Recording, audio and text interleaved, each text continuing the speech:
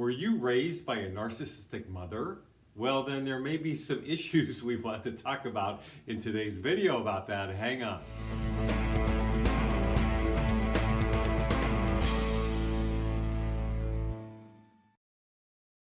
So being raised by a narcissistic mother can cause all kinds of problems for us later in our life as we mature and get older and reflect back on where we learned what we learned and how it's impacting us now, and how the relationship with our mother, if they're a narcissist, caused some destruction in our life. It's common.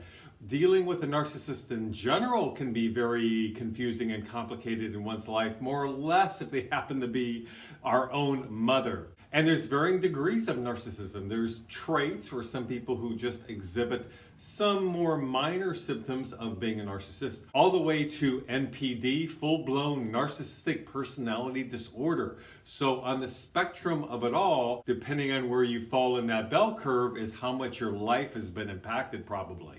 Now for me, I was raised by a mother who had narcissistic traits. I would probably not diagnose her with NPD. However, there were enough traits there that caused a lot of complications in her children's life, including my own. And for her, it was more about the emotional incest, taking over one of her children for her own needs, because she's the narcissist. She's the one who sees the world revolving around her, right? So they make life about them, and in this case, a child's needs are secondary, and they're sort of denied their proper identity development stages because it's focused on the mother. So my mother had those traits, and it impacted me greatly.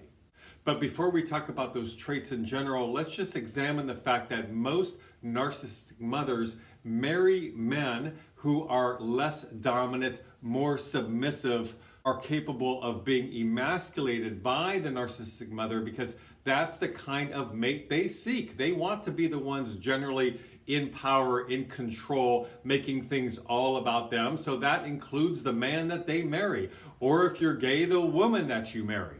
And the narcissist may not even know they're doing that when they're out dating and picking a mate. All they know is they're drawn to somebody where they feel somewhat superior to, because they in essence want to wear the pants in the family, so to speak.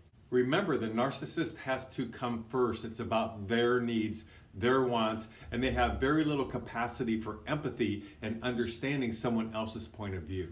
So how this affects the child is the child, number one, is not going to feel very heard or seen by that narcissistic parent. Their opinions don't really matter, and being authentic to the parent doesn't really matter, because they only want to hear what they want to hear. You have to mirror back to them what they want to hear, and if they want to believe that they're this great super parent, then they don't want to really know that you're struggling, or you have some issues in your life, or these are your problem areas, or mom, sometimes I'm just sad, or I'm depressed. They don't want to just hear that, because they want to believe that if you're my son or daughter, then things have got to be up here. The bar has to be set really high, and anything below is not anything they want to deal with. So because of that, if a kid is even trying to be authentic, oftentimes they're not. They just sort of give up and keep everything in. But if you're trying to, the parent is not really going to want to hear you for who you really are, and you also can't really be seen for who you really are. And if by chance you somehow force this in their face, they're not going to have a good reaction to that, right? Oh no, you're upsetting the apple cart. You're upsetting the image that they have, and this is all about image for the narcissist. The image they have about the kind of person they are and the way that they can parent. And so if you pierce that image, they're going to have a strong negative reaction. Maybe even to the point of withholding love or doing something drastic in terms of turning off their feelings because you messed with mommy's feelings. And as a child of a narcissist, you learn that you're not allowed to do that. You learn that in verbal and nonverbal messages and cues. So therefore, the child is not able to really be real. They can't really be authentic because they know that that's not accepted by the parent. So the child learns to have this false self, which is really something based on shame and hiding, because that's what the child's learning is, I guess I'm not accepted for who I am. There must be something wrong with me, even though of course there's really not. But in the child's mind, there must be something wrong with me. So they begin to feel like there's something evil or horrible within them that they're not even clear about what that is. and they live their life in shame. The child begins to realize that how they look, how things appear, is more important than what's going on. And I think for me, that played out in kind of an interesting way. Reflecting back on my childhood, I realized how everything that I was concerned with was about the appearance of things versus anything to do with what was really occurring, what was really happening. This could be with my own feelings, other people's feelings, but also in situations. Everything was about being phony and putting on airs and making things appear a certain way, especially in relationships with other people, because it really didn't matter that you were real or authentic. And for most children, you don't even know how to be real or authentic because you're so out of touch with your feelings because you can't be yourself with your own mother. And sometimes that can lead to OCD-ish type of symptoms because children who grow up like that are so concerned with how things look that you have maybe rituals or patterns of doing things or a certain little box that everything has to fit into in terms of how you approach life, which is basically a form of OCD because you are not accepted in essence for who you are.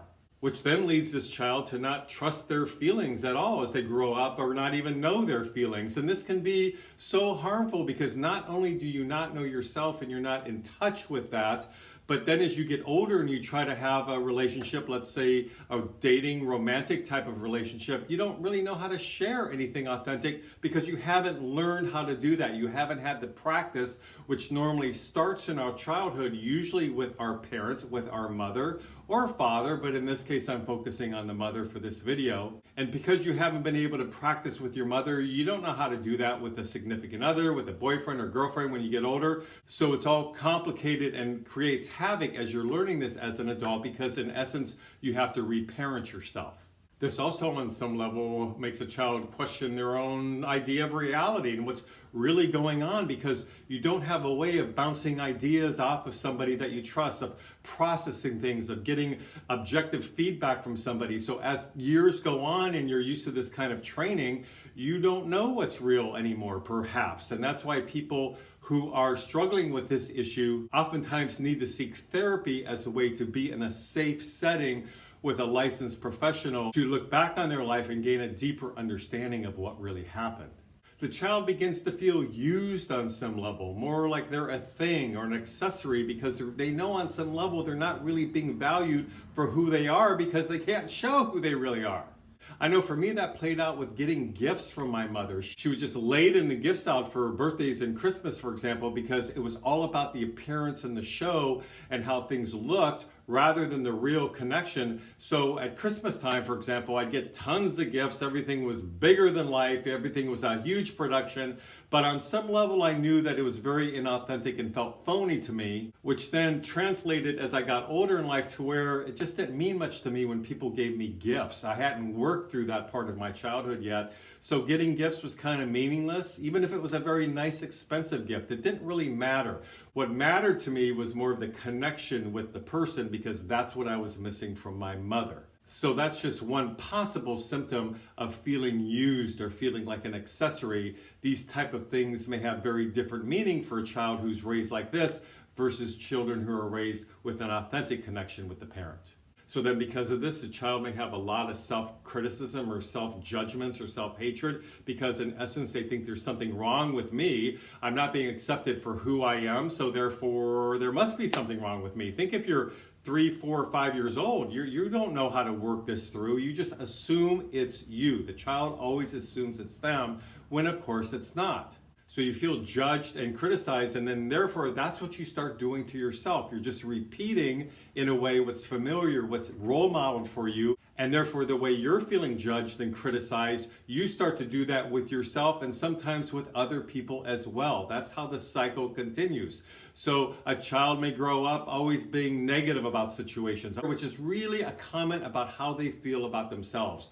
The judgments they're making on others is related to the judgments they're making about themselves. This so stunts a child's emotional development and emotional growth. And I've done some videos on emotional incest. You can click up right now for a link to one of the videos I did, which sort of broadly explains what emotional incest is all about. But it so thwarts the child's development because they're so there for their parents and having to focus on the parent's needs and pleasing the parent because that's what the parent wants, a narcissistic parent. So their own developmental stages are getting ignored or minimized. And this is how kids grow up to be people pleasers or codependent, or so focused on other people's needs that they're always putting themselves at the bottom of the totem pole, which of course is not healthy, and it causes low self-esteem and a lack of confidence and so on. So then the child grows up with usually this huge emotional void that they just can't fill up. They just can't figure out why they seem to have difficulty connecting with others.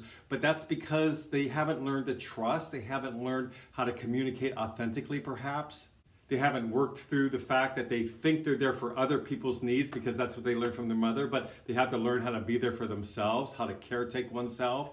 And this all stems from the fact that they were not provided an environment where it was safe to emotionally develop into one's own self, to find oneself. There is a process to finding oneself. That's just not some term that was thrown around in the 1960s. It meant something. You have to find yourself, which means you have to understand what your feelings are and who you are as a person, your essence. If you don't have that foundation, then you're going to struggle in life in many, many ways, not only with others, but with your own relationship with yourself. So these are just a few of the things I'm thinking of in terms of what it's like to be raised by a narcissistic mother. So if you're an adult and you're seeing this and you're understanding it, delve more deeply into it. If you've not been able to process this yet with a therapist, maybe it's time to go into therapy for a while and understand your childhood more deeply. With education, with understanding comes power and wisdom, and that's how we can grow and heal through this. And if you're a parent perhaps doing this currently to one of your children, you need to address this within yourself as to the fact that being a narcissist comes from a very lonely, empty place. That's the essence of being a narcissist. So please leave me some comments below. I'd love to hear any input you have. Were you raised by a narcissist? Please subscribe to my mental health YouTube channel if you like these kind of videos. And until next week, this is Brad Shore signing off from Ask a Shrink.